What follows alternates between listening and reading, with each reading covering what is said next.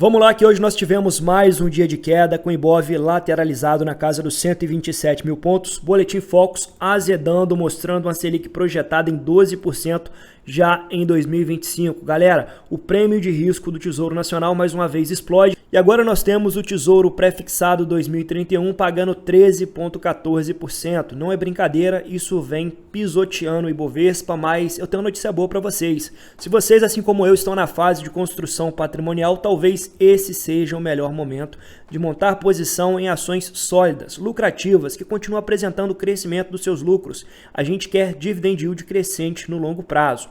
Nós tivemos hoje também a CEMIG corrigindo bastante, né? Então, após protocolar o pedido de privatização na Assembleia Legislativa na sexta-feira, o mercado agora vem corrigindo um pouco, vendo que talvez essa privatização seja um pouco mais difícil do que pode parecer. Quero falar também um pouco a respeito da Itaúsa, que tem uma bonificação na gaveta e uma perspectiva muito positiva de dividendos para 2025, né? Então o mercado como um todo vem projetando um dividend yield na casa de 10 a 11%.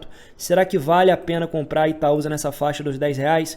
Vou trazer um estudo um pouco mais detalhado, inclusive fazendo uma projeção de dividendos para o ano de 2025. Por fim, nós vamos falar da JHSF. Não é brincadeira o que essa empresa tem entregado de resultados agora no terceiro trimestre de 2025. Crescimento de receita, crescimento de EBITDA, manutenção de margens muito elevadas e um lucro líquido que continua crescendo forte, principalmente no segmento de renda recorrente. Eu quero abordar com vocês essa matéria do Brazil Journal. Vamos tentar ver se essa poderia ser uma oportunidade para médio e longo prazo. Aqui nesse vídeo você terá informações muito mais consistentes, que vão além dos indicadores fundamentalistas, entregando a visão integrada das empresas para vocês. Tudo isso para construir um conhecimento sólido, te permitindo a caminhar com as próprias pernas no mercado financeiro. Se eu te ajudar nessa tarefa, eu peço que você fortaleça o meu trabalho, deixe para mim um comentário, deixe a sua inscrição para acompanhar diariamente o nosso conteúdo e bora pro vídeo. Bom, então o mercado já azedou logo pela manhã com a projeção do Boletim Focus, que projeta uma Selic a 12% em 2025. Também houve uma revisão para cima da inflação. Pessoal, então vejam que nós temos uma revisão da inflação tanto em 2024 como em 2025. Nós tivemos também uma revisão para cima do dólar e, por fim,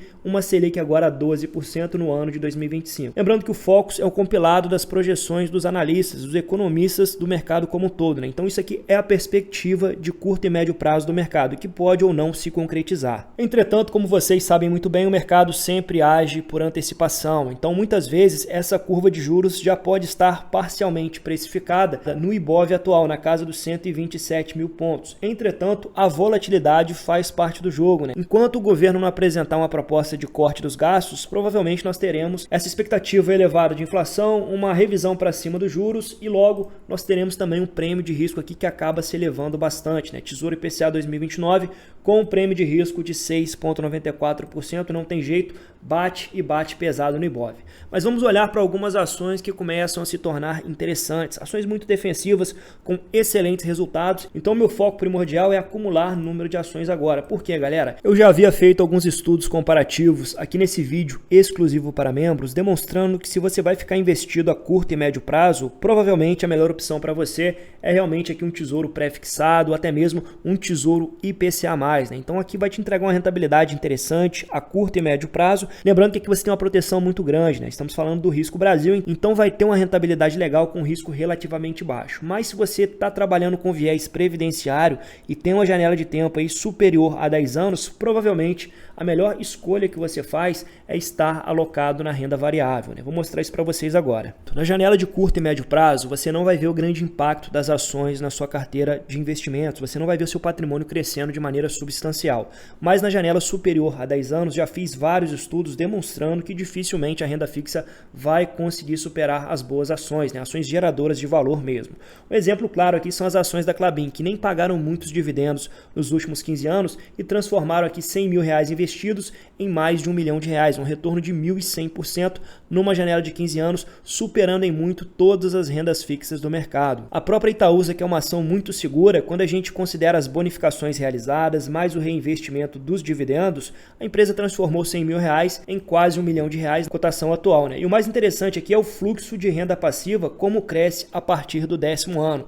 Então vejam que existe sim uma zona de arrebentação, né? Os primeiros 5 a 7 anos, muitos acabam desistindo, porém quem entende a estratégia e permanece consistente acaba sendo muito premiado no longo prazo. Então aqui nós temos a representação gráfica de algumas ações no site Mais Retorno. O Mais Retorno utiliza todos os fatores de remuneração, né? O reinvestimento dos proventos para mostrar o retorno total gerado por essas ações. Então vejam que ficando comprado desde o ano 2000, passando por vários ciclos de mercado, as principais ações superaram em muito a renda fixa, né? A Selic entregou um retorno de 1.500% nessa janela de tempo, contra 2.600% do Bradesco, 4.400% do Itaú, 4.500% da Klabin e 7.900% do Banco do Brasil, né? Então isso mostra que na janela de curto prazo pode fazer sentido sim manter uma renda fixa na carteira, porém a longuíssimo prazo as boas ações vão gerar um retorno implacável, né? Então não tem como comparar. De fato, estar comprado em boas empresas acaba se mostrando a estratégia mais assertiva. E quando a gente fala de empresa boa para carregar a longo prazo, dificilmente a gente não esbarra nesses nomes aqui, né? Itaú ou Itaúsa. Vejam que o Itaú hoje é a marca mais valiosa da América Latina, é um banco que atua na fronteira tecnológica do setor bancário e tem conseguido fazer uma alocação de capital muito responsável e eficiente, né? Então o banco praticamente nem sentiu a última crise da inadimplência. E aqui você compra ele com desconto através das ações da Itaúsa e ganha uma pequena participação em outras ações também, como a Dexco, a CCR, a Egea, a NTS e a Copa Energia. Dois pontos importantes é que com a nova reforma tributária, a ineficiência da holding vai se reduzir e o mercado pode precificar para cima as ações da Itaúsa, reduzindo o desconto de holding aqui, né? Então já teríamos um upside na valorização. Outro ponto é que a Egea deve abrir capital em bolsa aí no próximo bull market. A gente não sabe quando isso vai acontecer, mas quando acontecer isso vai gerar também um impacto positivo no patrimônio líquido da Itaúsa. Olhando os indicadores fundamentalistas, a gente não tem uma ação aqui cara, né? Um PL de 7,5 vezes, um P sobre VP em 1,23, a empresa reduziu bastante a sua alavancagem nos últimos 2 anos, tem entregado um ROI de 18% agora no último resultado e um ROIC de 14,5%. Outro ponto importante é que apesar dos dividendos estarem relativamente baixos agora, eles vêm apresentando aqui uma leve tendência de crescimento. E o CEO do Itaú já falou que haverá o pagamento de dividendos extraordinários relativos ao ano de 2024. Esse dividendo normalmente é anunciado lá para fevereiro, né? Então pode ser que a Itaúsa surpreenda aí no ano que vem em termos de dividendos, né? Pagando um yield aí próximo de 10%. Então uma ação muito segura que não estaria muito cara nos preços atuais, que tem uma perspectiva também interessante de dividend yield. Galera, trabalhando com o valuation simplificado da Itaúsa, um ROI projetado aí de 17,5% para o ano de 2025 e também com crescimento de 10% dos lucros, nós temos aqui um lucro por ação de R$ 1,42. Se ela realizar um payout de 60%, é 85 centavos por ação, 70%, 99 centavos por ação, e se ela fizer um payout de 80%, como aconteceu no ano de 2018 e 2019, nós poderíamos ter até R$ 1,14 por ação aqui. É claro que esse dividendo vai depender também do payout do Banco Itaú, né? Então os dividendos extraordinários já são a certeza para o ano de 2024, então deveremos ter sim pelo menos um dividendo nessa faixa de R$ 1 por ação. E além desse dividendo acima da média, nós temos a expectativa de uma bonificação que já foi anunciada, Datacom 2 de dezembro de 2024, para fazer jus a uma bonificação de 5%. Então a cada 100 ações você recebe mais 5. É claro que isso aqui, pessoal, não tem um impacto tão significativo no curto e médio prazo, mas a longo prazo, né, as bonificações aliadas também ao reinvestimento dos dividendos geram aquela famosa bola de neve que Warren Buffett tanto cita em seus livros. No dia de hoje, também devido ao risco fiscal, nós tivemos o Morgan Stanley rebaixando o Brasil, né? Então pode piorar antes de melhorar. Segundo o banco, o Brasil foi rebaixado porque o curso atual seguido pelos formuladores de políticas públicas sugere um alto risco desse cenário se materializar. Então o relatório ele aponta justamente ali para o risco fiscal, a perspectiva é grande, isso vem se refletindo também no prêmio de risco do Tesouro Nacional, então é volatilidade em cima de volatilidade. Mas eu já falei com vocês que quem investe por longo prazo vai passar por diversos cenários assim, tem que se acostumar e aproveitar esse ciclo para reforçar a posição em boas ações. Com calma, escolhendo bem os setores onde você vai alocar o seu capital, porque a gente não sabe onde será o fundo do poço. Mas realmente temos muita coisa descontada em bolsa. Por falar nisso, nós temos as ações da CEMIG retraindo mais de 4% no dia de hoje. Então nós tivemos aquela forte euforia na sexta-feira e agora uma correção, não tem jeito. O mercado ele acaba agindo muito por impulso, então muito cuidado para não realizar movimentos grandes na sua carteira agora. E em relação à potencial privatização da CEMIG, nós temos alguns aspectos importantes aqui. O primeiro deles é que o Estado de Minas Gerais ficaria com pelo menos 10% da empresa e com direito especial a voto. Outro ponto importante é que as ações preferenciais seriam convertidas em ações ordinárias. Agora que nós temos o impasse. Segundo a XP, apesar desses projetos de lei, há uma proibição na Constituição de Minas Gerais que impede qualquer privatização. Ela exige a aprovação em Assembleia Legislativa do Estado de Minas Gerais e um referendo antes de qualquer tentativa de privatização.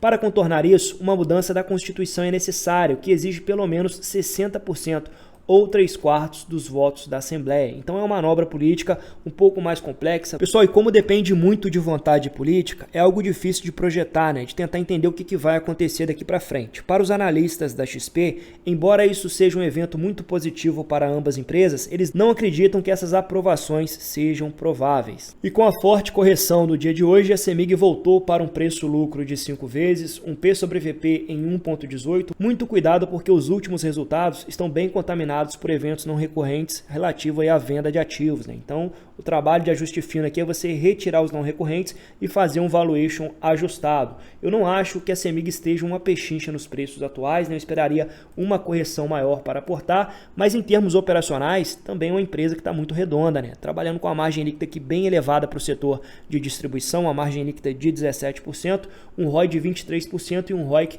de 19,5%. Quem acompanha de perto sabe que subiu bastante esses dois indicadores aqui, justamente devido à venda ali da fatia na Aliança Energia para Vale. Então isso impactou fortemente o balanço, mas olhando também para o endividamento, dívida líquida sobre EBITDA inferior a 1 vez. Então a empresa está bem redondinha, só não acho que está uma pechincha nos preços atuais. Agora falando um pouco de uma ação que está muito descontada por aquilo que vem entregando em termos de resultado. Sem dúvida, a JHSF é uma das ações que pode surpreender muito numa retomada de ciclo de mercado. Por quê? Mesmo com o mercado bastante pressionado, com ciclo de aperto monetário, a empresa já vem entregando excelentes resultados, inclusive emplacando a sua estratégia de crescer muito mais no segmento de renda recorrente, desenvolvendo shoppings, hospitalidades, aeroporto e também uma gestora de recursos. Então tudo isso tem agregado muito para um crescimento de 18% na receita da companhia, na comparação com o terceiro tri de 2024. A rentabilidade bateu as projeções do mercado e o EBITDA ajustado ficou na ordem de 148 milhões, enquanto os analistas esperavam 142 milhões.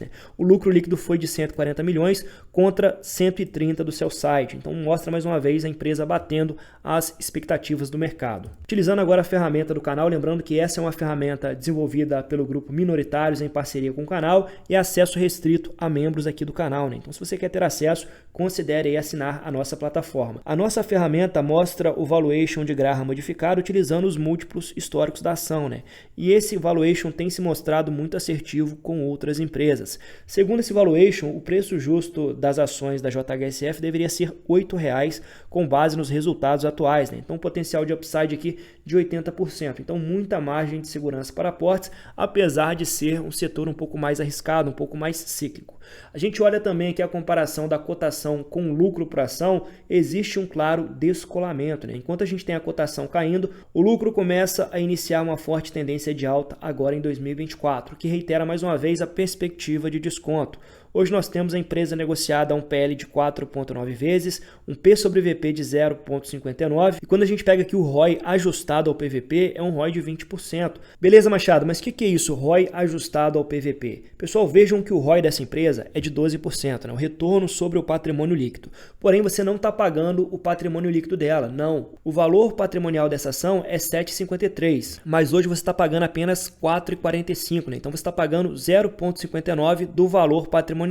Então o seu ROI, o seu retorno sobre o patrimônio líquido ajustado ao PVP que você está pagando na ação é de 20,2%, que pode significar uma boa taxa de retorno com base no valuation bastante descontado. Apesar de ser uma empresa muito descontada, com boas perspectivas de lucro já no médio prazo, eu não considero que seria uma opção tão interessante para quem está começando a construção patrimonial agora. Por quê? Porque nós temos vários fatores de risco no radar, um aperto monetário, nós temos muita instabilidade política e econômica e essa é uma ação que vai trazer muito mais volatilidade para sua carteira. Então quem está começando vai ali no feijão com arroz para não ter erro. Setor elétrico, setor de saneamento, setor financeiro tem muita coisa descontada e bem defensiva para a carteira do iniciante. Então essa é apenas uma sugestão aqui do canal, pessoal? Lógico que nada aqui é recomendação de compra ou venda. venda. E se esse vídeo te ajudou e você quer fazer parte da nossa comunidade com acesso a conteúdos diários, considere assinar esse canal por apenas R$ 4,99. Eu tenho certeza que as informações geradas aqui no Clube de Membros vão te ajudar a tomar melhores decisões com seus investimentos, gerando um maior crescimento patrimonial a médio e longo prazo. Fica aí o convite, obrigado para você que ficou comigo até aqui e até o próximo vídeo.